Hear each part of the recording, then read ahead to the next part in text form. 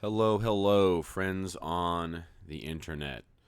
Today we are going to be doing a after action report, an AAR, on the Light Fighters Anonymous September FTX that was hosted by Brent 0331 at his new Texarkana training facility. All right. First of all, right out the bat, I want to say that Brent and Light Fighters Anonymous, awesome dudes. Thank you guys so much. Brent, your facility is awesome. It's a great training facility. We'll talk about that more in a second. I really appreciate you letting us come out there and mess around without charging us anything. And Light Fighters Anonymous, who does this stuff all over the place, right? Get with him, figure it out. But he doesn't charge as well for at least some, if not many, of these events, and they're amazing, especially for the fact that they're available for anybody, any civilian to walk up and do, and that they are free, which defeats a large barrier to entry cost-wise. They're pretty untouchable as far as like how dope, how cash money that is. So just no matter what I say from here on out, if it sounds like I am trying to be negative, I'm absolutely not. I'm trying to teach off learnable moments, but it is incredible you guys are doing this. Thank you so much. You gentlemen are true patriots. All right. Brent's 0331's training facility. It is very difficult terrain, right? He was an incredible host, and at his campsite, he has a lot of stuff, and I can tell he's gonna continue to improve it, and it's gonna be a wonderful training facility. But once you actually get out there into the field, away from home base, it is very difficult terrain. It's like Texas seasonal wetlands that dry up, especially during that summer period. So it's like a dry Texas swamp, very dense vegetation, tons of thorn bushes, lots of driftwood on the ground, mud holes everywhere, very, very muggy, extremely hot here in September in Texas. And we'll get more into that in a second, but it was definitely an ass kicker. And I'm sure in the more wet season months, with a lot of that place flooded out and the rest of it being muddy and wet and damp, and it also being 40, 50, 60 degrees outside, that's going to be an ass kicker in a completely different way. So very rough terrain, very excellent training facility. All right. So here is my best recollection of pretty much how things went down. All right. All right, so I arrived that evening, and I didn't arrive with enough time to make it on the night reconnaissance that they did, patrol. But I did. I was there to see them step off, and I was aware that it happened, and I heard about it when they came back. So when we got there, initially they went on a night recon. Then in that morning, there was a operations order and a brief preparation period. Then we actually had a 5-mile hike from like a home base campsite to the actual training facility, the AO where we're going to be operating in, which isn't unrealistic, right? A lot of times you have to travel distance to insert. So, right, that was pretty brutal. A lot of guys started falling out. How do I want to do this? I guess I'll just go ahead and talk about things briefly, right? A lot of guys started hurting on that hike and had to drop gear, drop packs. We took a lot of pauses. I will just go ahead and briefly say real quick, fitness, which is always huge, right? You guys got to get in shape. Combat is difficult. It's more difficult than you realize it is. So you have to be mentally tough and in pretty decent physical fitness shape if you actually want to live that grunt life, okay? And as well, being realistic with what you're packing, right? If it's only a 24-hour operation and you know it's hot as fuck outside, don't try to pack the whole kitchen sink, etc., etc. Okay, so those are probably the two biggest things. Be realistic with what you're taking with you and be in good fitness. All right. When we got close to the objective, there was some notional mines set out there for us, which didn't allow us to maneuver our technical vehicle that we had with us with an upgun the way we would want to. We had a brief pause to deal with those mines, as well as get resupplied on water because a lot of guys were running low. Just from that 5-mile movement, when we got, this is when we got right up close to the AO. there was some confusion. To interject right here, I was only a team leader, so I wasn't involved in a lot of the higher planning, and not every single thing that happened I was involved in. Right, a lot of times I was just off in security with my team, so there could be some pieces of the puzzle that I'm missing because I wasn't made privy to them, and that's totally fine and acceptable. So something happened. We were getting water resupply, and they took some contact or something like that on the road. And at this point, everybody was pretty much pushed up about 50 meters into the tree line, and it was very confusing trying to figure out what was going on. My squad kept getting told that the enemy was approaching us from squad 1 to us, squad 2, but I could see what I thought was squad 1, but then they kept basically saying, no, that's probably enemy because they're walking right at you. And so I kept continually deconflicting that was friendly, in fact. So that's kind of a common thing we'll get into more in a second.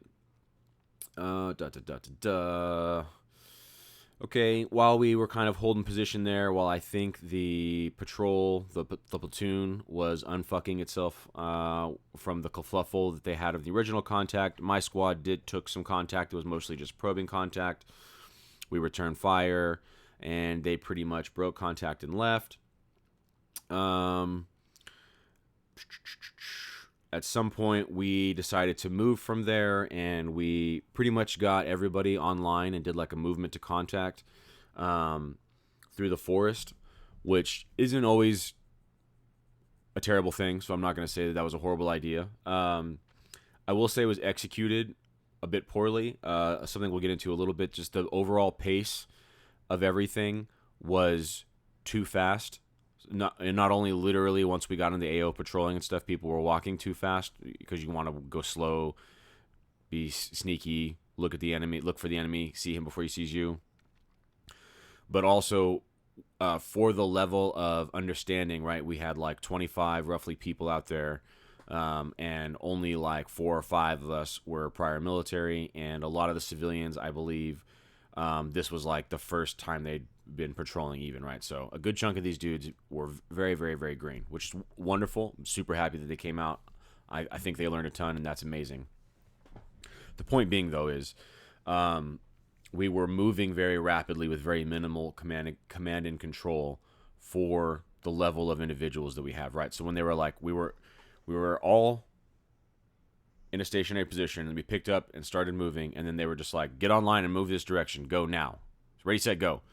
And the whole time we were trying to get guys online, figure out which direction exactly it was even we were moving, and maintain contact with our squads. And by the end of it, we got all fucked up and intermingled, and the squads had converged on each other, and people were with the wrong squads, and it was a bit not cash money. So how I probably would have handled that by saying we're all going to get online, literally paused, let the squads adjust to being online rather than ranger file, and then given an azimuth. We're headed at this direction, and then everybody that has a compass can look at the compass, or wrist compass, whatever you have on you, right? GPS, etc., and reference that, at least the squad leaders, the team leaders. So we're not trying to see where one squad's going and then judge, is that where we have a no shit azimuth that we're going to like, this is the direction we're supposed to be going. That's the direction I'm going the right direction. Wonderful. Okay. At some point, we made contact again with the enemy.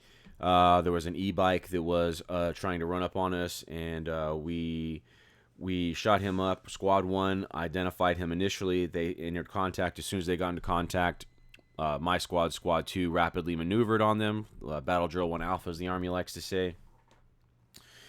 And what had happened was, by the time we maneuvered 50 yards through the forest, and then we're looking at last known enemy location, first squad had downed the enemy, and then assessed that there was no more enemy threat, and then maneuvered, advanced onto the actual objective, and were doing BDA and casualty inspection and searching for intel and stuff like that.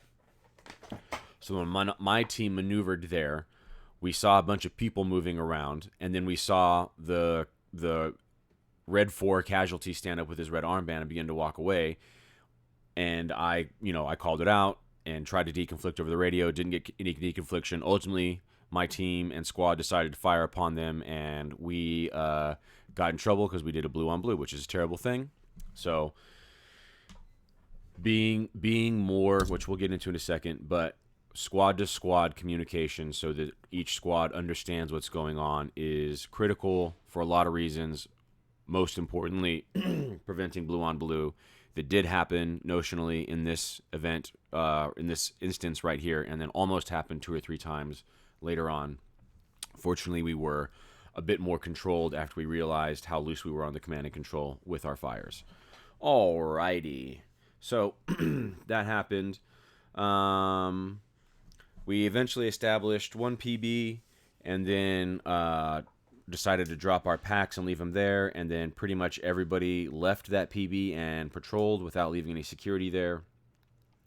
While we were on the patrol, we had some contact here and there. It's a bit fuzzy on me, the order of it and how it all went down. I know at one point my squad was manning support by fire, and that went pretty well. Then later on, I think from that same position, we were probe attacked again. And then that support by fire pause, forward assaulted upon the enemy. That went pretty well as well with that buddy movement, individual movement techniques in that harsh terrain. People were shooting and moving pretty good. All right. And eventually we established a second patrol base. All right. By this time, everybody was pretty thoroughly smoked. A few guys were on the verge of being no shit heat casualties. And we were kind of making some admin considerations just to keep dudes in the fight. Some admin, like, we weren't being extra super strictly tactical on every single thing we did just to accommodate people being able to maintain their status of being in the field. Wow. I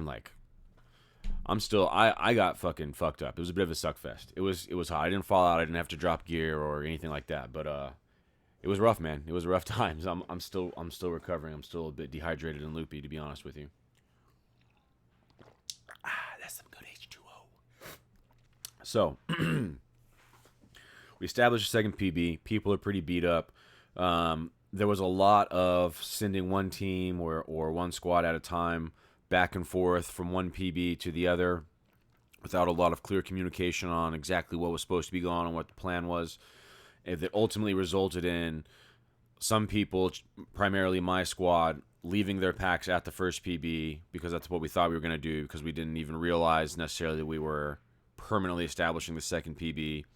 And then the other squad, first squad, did return with their packs, which made my squad have a pretty rough night, right? Dudes were, myself included, just laying on the dirt without an isomat or anything like that. So lesson learned for the 9,000th time for me. There's certain items you never let yourself get separated from.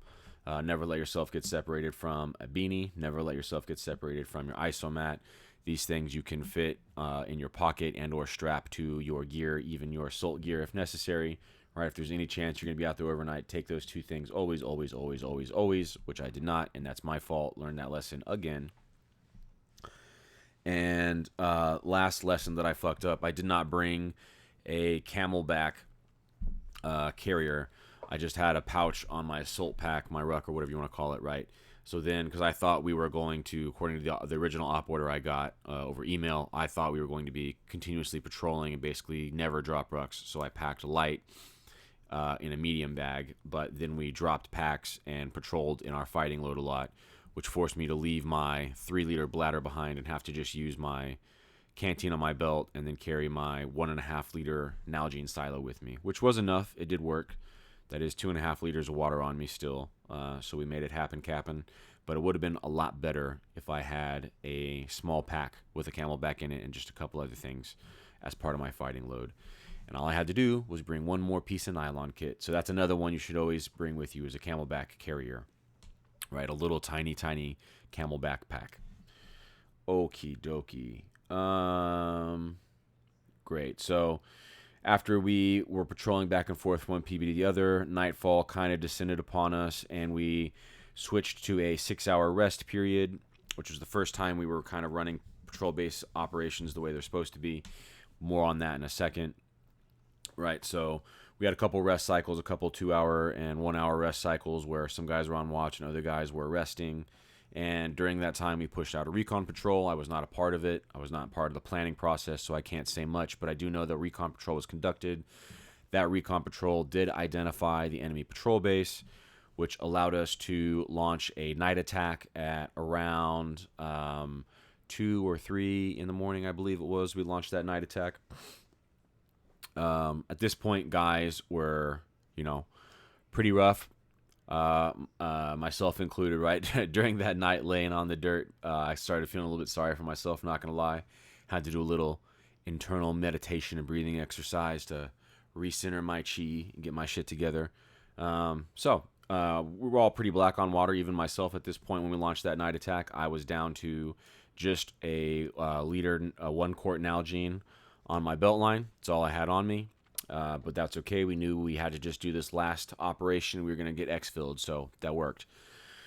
Night attack went relatively well. We patrolled up there. About 25% of us had NVGs. We didn't really do anything special to disperse where those night optics were across the entire platoon, but it was pretty evenly dispersed team to team anyway, so it worked out well. We Ranger filed it up there, which is absolutely the correct decision to make. When we on the patrol up there, we initiated another instance of lack of squad-to-squad communication.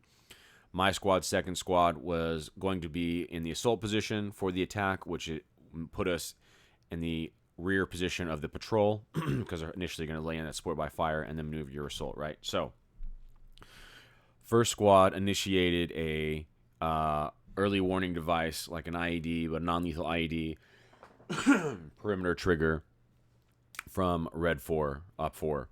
And it sounded, or it was literally just like a blank going off. And somebody from Squad 1 yelled contact. And so my squad initially began to rapidly sweep to the right as the maneuver element and attempt to set up a 90-degree offset and get fires on the enemy. Fortunately, we had somebody blast a white light. And then at the last second, we had some deconflicting, and we realized that that was our entire squad. First squad in front of us that was not getting online and returning fire to enemy contact, but gaggled around what they were looking at as that IED that had went off. So we did not shoot our friends that instance. So that was very cool that we did not shoot our friends. Would have been way cooler if they would have said not contact or let us know that there was no enemy or, something. Let us know what the fuck's going on. Anyways. But we pushed through that. No big deal. The support by fire was sit in by first squad. They had effective fires on the enemy. My squad was able to rapidly maneuver. We were maneuvered through some pretty harsh terrain, got stuck on one big log feature that was difficult for everyone, self-included, to get over. Caused us to get strung out a little bit. And our patrol leader who was with us and leading the way was a bit over-focused on getting into the assault rather than focusing on his overall unit. And we ended up launching that assault with only one team out of the squad rather than the full 2-team squad of the squad. So, yep, I was trying to get everyone online, scream back behind me for them to catch up, and the guys back behind us were trying to not shoot their friends in the back, which is the correct thing to do. And we were also trying to scream at support by fire to shift fires, which eventually was successful to do. And so it was difficult. And then also at night, either you can't see it all, or you're looking through a toilet paper tube like that. And but all those things considered, support by fire was there. They suppressed the enemy. Assault achieved the 90-degree offset. We assaulted through the enemy. I think that, as the trainer said, we had a successful assault. I think also if that would have been real life, we would have successfully assaulted the enemy with minimal casualties. It went pretty well. We got our job done. We got off the X. Last critique I'll make is once we did our sensitive site exploitation, we were ready to get off the X. There was it wasn't much, but there was like a solid 30 or 60 second pause from okay, we're all done. Time to leave now. And then the patrol leaders actually being like, all right, you go here, we're getting the fuck out of here. We were kind of I don't know what was going on, but definitely in real life, you want to get the fuck out of there as fast as possible. So as soon as we're ready to go, you should already know what your exfil plan is. Start telling dudes to pull out and get on the road to get out of there. All Righty. Okay, so that's how things went. Overall, it was definitely a gut check. As I kind of already alluded to, the terrain was rough, the heat was rough, the water was in constant resupply, low for a lot of guys, and a lot of dudes that probably hadn't experienced that before. That alone was huge, just for them to realize, like, get a taste of what it's like, to be a light infantryman. All right. So here I'm going to talk about things that I saw and things that I would correct, going from the individuals, then talking about team leader, squad leader issues, and then talking about patrol leader and assistant patrol leader issues. All right, individual stuff. First of all, I want to say everyone had an amazing attitude, which was especially for the situation we were in. No one was a bitch fest, and that was incredible. A lot of people can use to increase their fitness. When you are training to be a light infantryman, right, you have to never take the easy route, right? So when you're rucking, you have to ruck with more weight. When you are training fitness and you're going to go on a fitness ruck with more weight than you think you're going to on an extended patrol. Ruck when it's freezing fucking cold outside. Ruck when it's raining. Ruck when it's high noon and the sun is beating down on you. Put yourself in these shitty environments so that your body and your mind is used to it and you're not having to deal with this austere environment for the first time ever in the real life, right? When it's life and death. You want the discomfort of reality to not be what gets you killed. You want that to just be okay. You're just used to that. Life's uncomfortable, no big deal. Initially, there was a little bit of issue, guys learning to pick up 360 security and get behind proper cover and concealment, but that was self-corrected pretty rapidly. Team leaders and squad leaders did a good job of getting individuals focused on that. By the end, dudes were hitting it down like a robot, which is what I love to see. The thing that wasn't talked about a lot and we continued to mess up consistently was dispersion and pace, right, on patrols and stuff like that. Guys were very, very often too close together and moving too fast, right? You want to be spread out more and moving very slow on a tactical movement. All right. Team leaders and squad leaders. There was a huge lack of radio use. The patrol leader and the APL were pretty good about using the radio.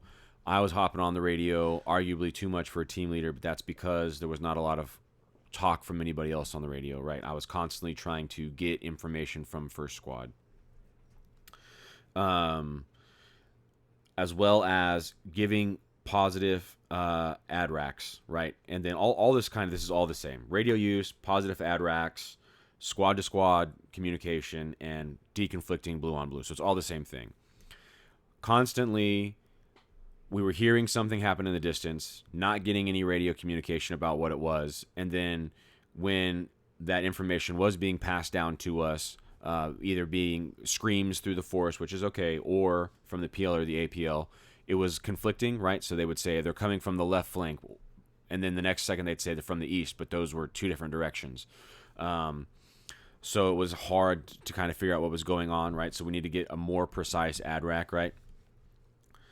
So if you're a squad leader and you get in contact, first thing you're doing is you have 15 to 30 seconds to assess what the fuck is going on and then make a plan. It's not going to be enough time. It's not going to be enough information, but that's what you have to do, and that's your fucking job. So assess the situation, determine a plan, issue those commands to your squad. That happens in under 60 seconds. So in under 60 seconds, we take contact, you assess what's going on, you've issued those commands to your individual team leaders and individuals, and they are now carrying out those commands. As they begin to carry out those commands, you immediately hop on the radio. Second thing you do, get on the radio, let everybody know what's happening. We're in contact. Set off an ID. I see mines. Holy shit, there's a whole platoon. We need an evac. It's a sporadic fire. We're going to maneuver on them. Blah, blah, blah. Whatever it is, right? Get on the radio. Let us know what's up. If it's a gunfight, let us know who the bad guys are, where you are, where they are, what direction and distance they are from you, and if they're moving, what direction and distance they're moving, right? Which I'll just go ahead and the PL and the APL, there was I have it written down here, but it kind of fits with squad leaders too. There was a terrible underuse, almost completely negated use of utilizing GPSs and grids and cardinal directions or degree azimuths with our compasses, headings, and bearings and stuff like that. So it worked out relatively okay, even though there were these minor issues, because we had observer controllers with us, and it was a very clear, defined training area. And even though it was difficult terrain, there was an easy safety heading, and there was a couple trails that were easy to, you could hop on the trail and kind of figure out where you were very easily. But in the real world, a lot of times you're going to get completely fucked and lost and lose people very quickly if you're not being very diligent about taking grids, using proper land nav procedures, constantly checking headings and distances and directions of things, and the such, right? Which we pretty much did not do at all. So that was very problematic. And because we had all of these lack of things going on squad to squad and lack of coordinating with the map and things, we had that one blue on blue incident that did happen, and then many other 2 or 3 times that it almost happened, because there was a lot of confusion from one squad to the other. All right, patrol leader and APL. Defining and using the correct and same terms, right? So I know that there's conflicting information from Army to Marine Corps, and if you're looking at other doctrine, which is totally okay from other countries in previous times, they could use different terminology, and even you as a civilian, you might just have your own terminology. That's fine. It doesn't really fucking matter what word you call things, but what does matter is that you say, this word means this, and then you use that word that means that correctly always. Obviously, people make mistakes. You can, oh, I misspoke, whatever it happens. But when you are constantly mix-matching and conflating terminologies, it makes it really confusing to understand what anybody is saying or talking about. Right, which added to our command and control difficulties during the operation.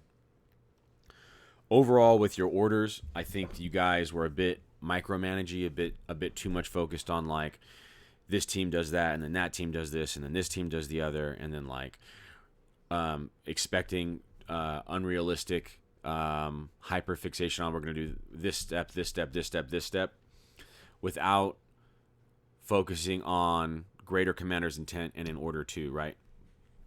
So at the like operational level, what you really want to be telling dudes is like the overall scheme, right? We need to accomplish this mission. In order to accomplish this mission, we have to have this thing set in place. In order to have this thing set in place, we have to do this first. Okay, everybody, that's no matter when we get out there, who goes where, what happens, where the enemy is, it's going to get all fucked up, but we need to do this so that this happens, so that we can make this thing be our ultimate goal, right? So that is commander's intent focused, and that is man, I have a whole video on this, and I'm drawing a blank right now. But in y'all's orders, it was very rarely said the words "in order to," and the commander's goal is, commander's intent is, was basically, those words weren't said at all. So guys were just like glazed with step by step of confusing things. It isn't going to make any sense when you get out there into the forest and can't see more than 10 feet in front of you, and there's trees everywhere.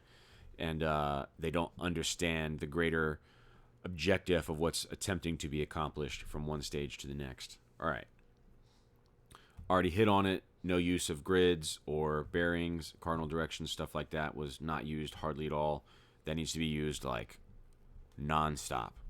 And then not enough human factor consideration, and that's probably just because you guys, I know, were a bit new to leadership, and which is fine. It's awesome. I think it's a great thing that y'all had the experience of running a two squad patrol like this, and I'm sure y'all learned a ton, and that is amazing.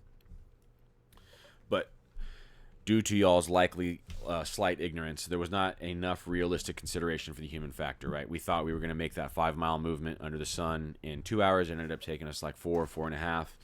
We underestimated the amount of water we were going to consume. We underestimated how aggressively we were able to patrol guys continuously and stuff like that. So, which resulted in wearing our dudes out, which resulted in us having to make a lot of difficult to manage decisions and stuff in the field, and ultimately it caused us to kind of spin our wheels midday rather than get a lot of things accomplished. All right. How do PB ops, how is that supposed to look? How would I have done this operation if I was the patrol leader? All right. So I would have put us down the road, and I'm not sure what if somebody said like we have to hike or the goal was to get training out of a hike, but if you can get a car to carry your heavy stuff, that's always better, right? Even there's no reason to be a tough guy just to be a tough guy in the real world. So I would have loaded up as all our packs, and I would have probably transported them out there, and depending on how I exactly wanted to run it, what the enemy situation was, I could see everybody loading up packs, putting their packs on the last like mile or half mile of the walk, to free up that technical for maneuver and get everybody so they have their gear in case we get in a gunfight. No one's separated from shit they might need. But for the majority of that movement, I would have packs on stuff, arguably just for the whole thing. We'll get our packs once we establish ourselves. All right. Once we make movement, I would have pushed off the road as soon as we got into our AO, 50 to 100 yards into the tree line, and established an ORP with everybody, hasty 360 security, let guys drop their packs, drop down to like 50 or 75% security, let guys get some rest, and pushed out a leader's recon. That leader's recon was with like one team and half of your leadership, and it is to identify the patrol base that you want to be at, right? So you're moving through the woods with a small number of dudes, so likely you are not going to get identified, which is going to help you not give your PB away prematurely, and it's going to give you guys a lot of your general population that might not be super studs opportunity to rest. So once you identify your patrol base, you would take a grid of where that patrol base is, and then you would go back to your ORP, which you also took a grid of, right? That's how we know where these things are, because we take a grid from it, we write it down, annotate it on the map. Then you return back to the ORP, collect everybody, move them into the patrol base. All right. Once in the patrol base, we can drop packs, consolidate all of our rucks into the center of the patrol base, and we can split into a 3-segment rest cycle, right? So we have rest.